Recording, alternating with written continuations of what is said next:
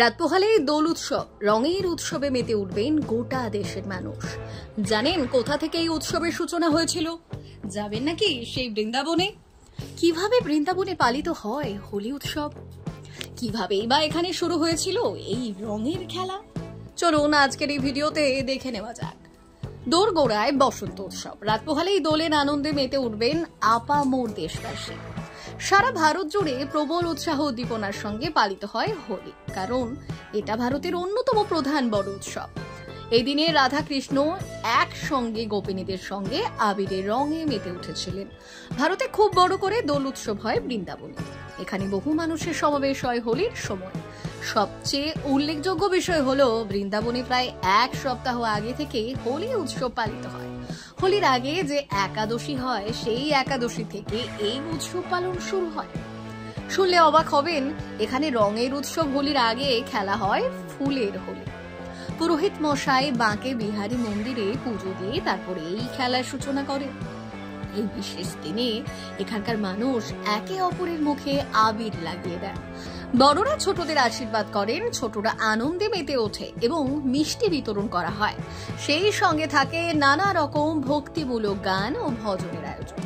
কম বেশি আমরা সকলেই জানি হোলির সঙ্গে জড়িয়ে আছে রাধা কৃষ্ণের ঐশ্বরিক প্রেমের কাহিনী।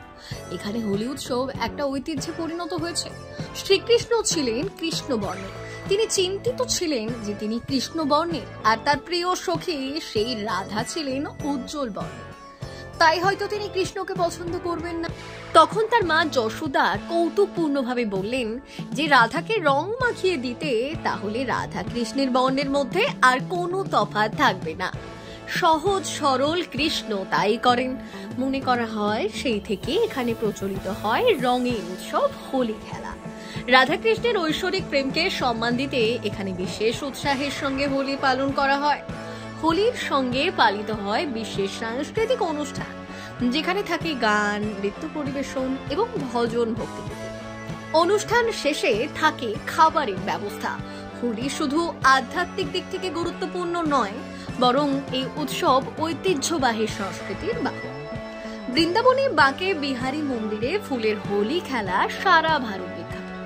এই স্থানে হোলি খেলা শুরু হয় দোলের আগে রঙ্গহরি একাদশী থেকে। এই বৃন্দাবনের আরেকটা ঐতিহ্যবাহী প্রথা হলো বিধবাদের নিয়ে হোলি খেলা। এই সময় মানুষ ধর্ম বর্ণের ভেদাভেদ ভুলে একসঙ্গে হোলি খেলায় মেতে ওঠে।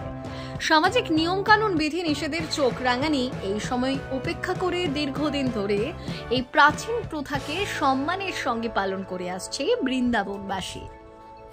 ব্যুরো রিপোর্ট, প্রথম বাংলা।